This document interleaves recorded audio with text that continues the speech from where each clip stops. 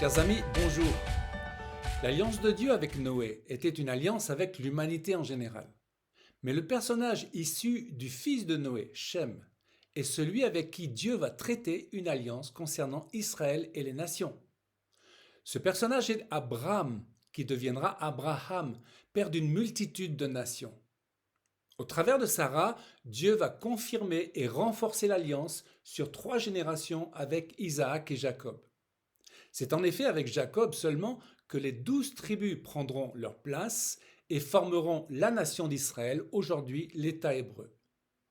Nous verrons que les peuples et l'Église sont liés à Israël selon l'alliance faite avec Abraham. Genèse 35, verset 10. Dieu dit, ton nom est Jacob, tu ne seras plus appelé Jacob, mais ton nom sera Israël. Et il lui donna le nom d'Israël. Dieu lui dit, je suis le Dieu Tout-Puissant, sois fécond et multiplie. Une nation et une multitude de nations naîtront de toi, et des rois sortiront de tes reins. Je te donnerai le pays que j'ai donné à Abraham et à Isaac, et je donnerai ce pays à ta postérité après toi. Israël et les nations. Bibliquement, nous devons distinguer Israël des nations.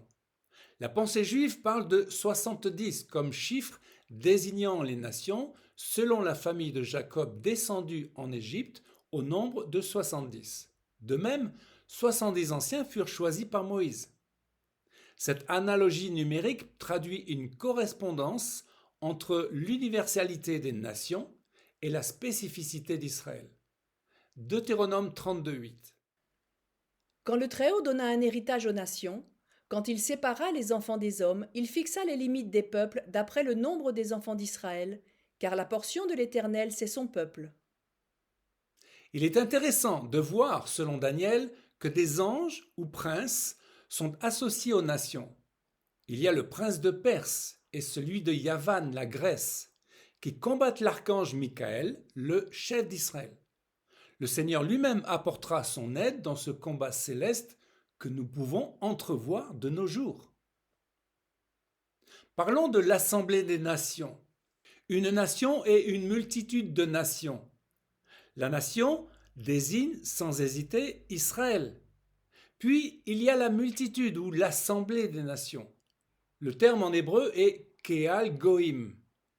Les psaumes reprennent ce mot Keal pour parler des croyants, des saints de l'Éternel. Psaume 89, verset 6. Les cieux célèbrent tes merveilles, ô Éternel, et ta fidélité dans l'assemblée des saints. Car qui dans le ciel peut se comparer à l'Éternel? Qui est semblable à toi parmi les fils de Dieu?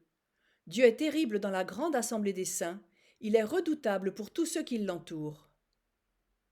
Revenons à la parole de Jacob. La bénédiction d'Abraham, confirmée en Isaac et Jacob, s'adresse à Israël et aux nations, l'assemblée des saints, qui est greffée sur l'olivier franc Israël et justifiée au travers du sang en Jésus-Christ. Rappelons à présent la promesse de la bénédiction d'Abraham. Genèse 12, versets 1 à 3. L'Éternel dit à Abraham, va-t'en de ton pays, de ta patrie et de la maison de ton père dans le pays que je te montrerai. Je ferai de toi une grande nation et je te bénirai. Je rendrai ton nom grand et tu seras une source de bénédiction. Je bénirai ceux qui te béniront et je maudirai ceux qui te maudiront. Et toutes les familles de la terre seront bénies en toi. C'est une promesse inconditionnelle. L'alliance d'Abraham est une alliance et une promesse inconditionnelle. Dieu a fait des promesses à Abraham sans rien lui demander en retour. Genèse 15 décrit un élément spécifique de l'alliance d'Abraham. Il s'agit de la terre promise à Israël avec même des dimensions qui sont données. Mais cette alliance ne concerne pas seulement Israël, mais les nations à qui profite l'alliance. Nous sommes donc concernés par le choix de Dieu concernant le territoire même donné à Israël. Genèse 15, 7 et 17. Seigneur Éternel, à quoi connaîtrai-je que je posséderai ce pays? Et l'Éternel lui dit, prends une génisse, une chèvre, un bélier et 2 oiseaux. Abraham prit tous ces animaux, les coupa par le milieu et mit chaque morceau l'un vis-à-vis de l'autre. Et voici, ce fut une fournaise fumante et des flammes passèrent entre les animaux partagés. Le sacrifice de Genèse 15 montre sa nature inconditionnelle. Dieu a fait s'endormir Abraham pour éviter qu'il ne passe aussi entre les morceaux.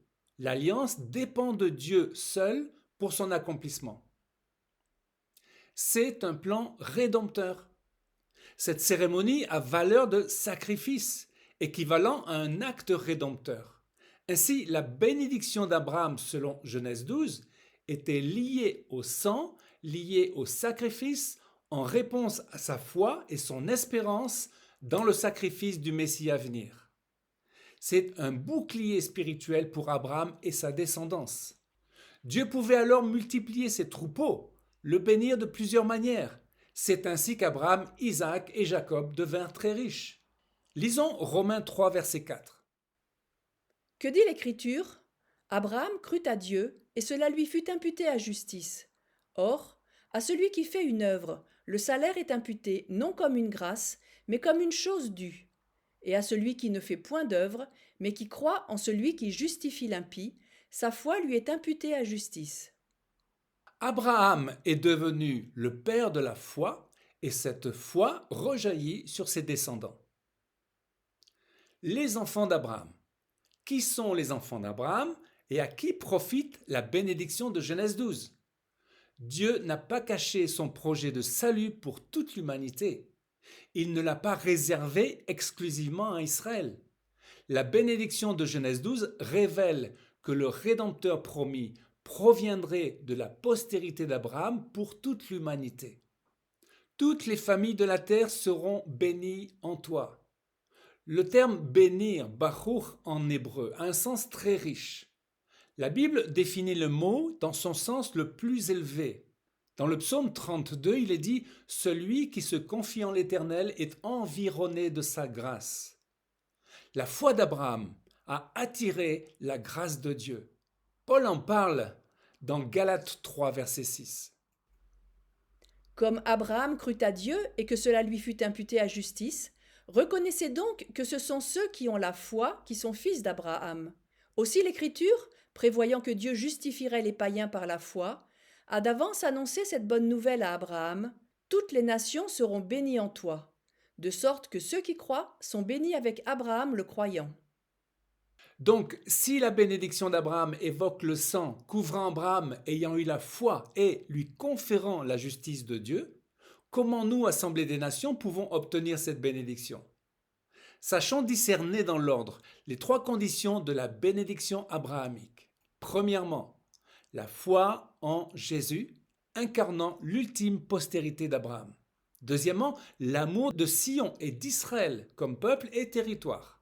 Enfin, l'amour pour tout être humain issu des familles de la terre, et particulièrement pour le peuple arabe qui souffre sous le joug de l'islam radical. Citons le porte-parole de l'ICEJ, l'ambassade chrétienne de Jérusalem, David Parson. Cette bénédiction, la plus élevée qui soit tombée sur Abraham, ne peut être obtenue qu'au pied de la croix. C'est l'évangile qui a été prêché pour la première fois à Abraham et promis à toutes les familles de la terre. Et parce que nous avons reçu le salut éternel à travers Jésus et le peuple juif, nous devons leur être reconnaissants et leur redonner. Je prie pour Israël, je donne à Israël, je défends Israël et je visite Israël. Mais pas pour en tirer quelque chose de plus, simplement à cause de ce que j'ai déjà reçu du peuple juif à travers Christ. C'est bien le message de Paul dans Romains 15, 27. Si les païens ont eu part à leurs avantages spirituels, ils doivent aussi les assister dans les choses temporelles. Avec cette guerre, les amis, qui oblige Israël à combattre un ennemi féroce, le chrétien est confronté à des choix. Amalek joue son rôle démoniaque, cherchant à détruire le peuple de Dieu et mettant l'hostilité entre Ishmaël et Isaac.